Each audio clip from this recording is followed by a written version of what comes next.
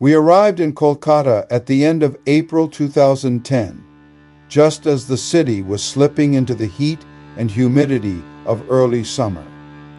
From the beginning, we knew this wasn't a place to rush. Kolkata asks you to slow down, to walk, to observe, and to accept a certain level of chaos as part of everyday life. Kolkata, once known as Calcutta, served as the capital of British India for nearly 140 years. From 1772 until 1911, this city stood at the administrative heart of the subcontinent, shaping trade, politics, education, and culture across South Asia. The city grew along the Hooghly River, which connected inland India to the Bay of Bengal.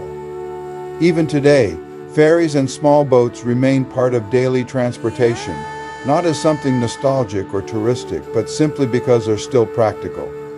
During these days, we spent most of our time walking. We weren't chasing landmarks. We were interested in what happens between them. Kolkata has long been considered India's intellectual and cultural capital. It played a central role in the Bengal Renaissance, producing poets, philosophers, reformers, journalists, and political thinkers who shaped modern India. But much of that legacy exists quietly, beneath the surface of ordinary routines. On the streets, another Kolkata reveals itself. We come across an unlicensed dentist working on the sidewalk, treating patients in full public view with basic tools and quiet concentration. It's not meant to shock, it's simply how things work here.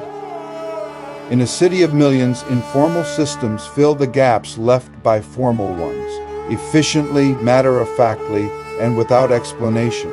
Markets spill into the streets, dense and layered. Vegetables, fish, spices, metal parts, plastic goods, everything exists side by side. Many vendors work from the same spot year after year. Customers know exactly where to go.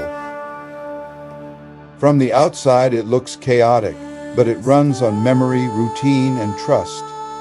By 2010, the greater Kolkata metropolitan area was already home to more than 14 million people.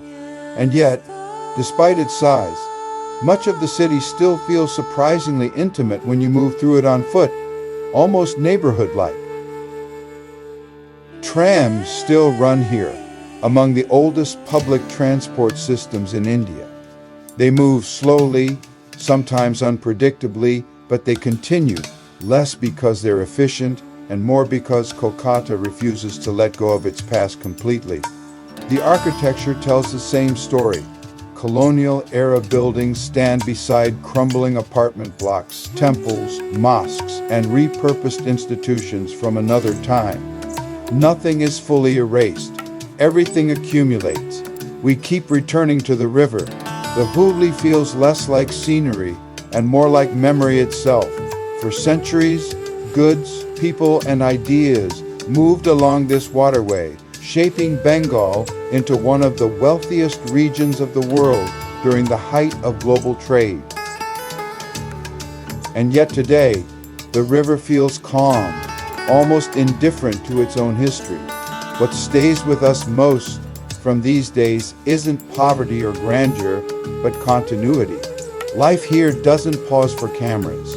People don't perform for visitors. They simply continue. Working, commuting, selling, repairing, eating, waiting. This footage was filmed in 2010, before smartphones became constant companions, before travel was shaped by algorithms and social feeds. The camera stays at eye level, often unnoticed, capturing moments that would otherwise disappear. Kolkata doesn't reveal itself all at once. It opens slowly, through repetition, patience, and walking without a plan. This is the beginning of a longer journey north, toward Darjeeling and onward into the Himalayas. But everything starts here, in these streets. This is Kolkata, as we experienced it in the spring of 2010.